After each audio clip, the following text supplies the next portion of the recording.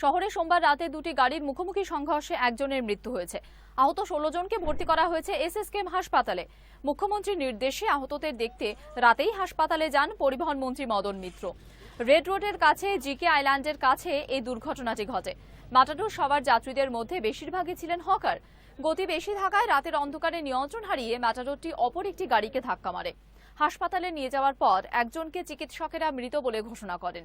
4 জনের অবস্থা আশঙ্কাজনক। মদন মিত্র জানান, আহতদের চিকিৎসার জন্য যাবতীয় খরচ বহন করবে রাজ্য সরকার।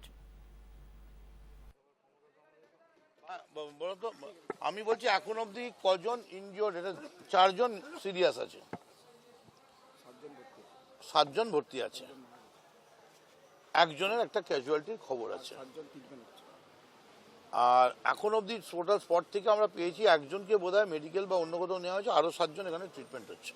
আমি যেটা বললাম প্রথম হচ্ছে এই যে জায়গাটায় বা এইখানটায় একটা বড় বোর্ড লাগিয়ে দিতে, যাতে এই যে এরা বাড়ির লোক, এদের তো একটা, আমারও বাড়ির লোক হলে হতো, মাথা ঠিক থাকে না, বাড়ির লোক কি অসুবিধা আছে, কি চিকিৎসা, যদি এখানে না হয় সঙ্গে সঙ্গে আমরা উডবানে নিয়ে যাচ্ছি, যদি সেখানে না হয় এমআরআই, সিটি স্ক্যান দিয়ে যা যা দরকার আমরা সরকারের পক্ষ থেকে সমস্ত ব্যবস্থা নেব। আমি তো এখানে ওসি, ডিসি, অ্যাসিস্ট্যান্ট কমিশনার সবাই রয়েছেন এবং আপনাদের আমরা বলছি যা লাগবে।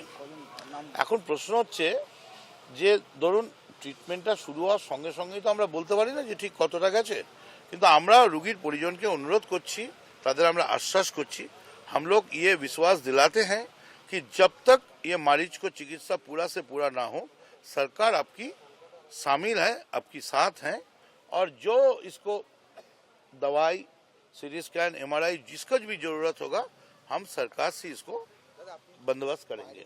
মমতা বন্দ্যোপাধ্যায় আমায় পাঠিয়েছেন, আমি নিজে দেখছি। যতক্ষণ না অবধি একটা পরিস্থিতি আয়ত্তের মধ্যে আসে আমরা বসে আছি।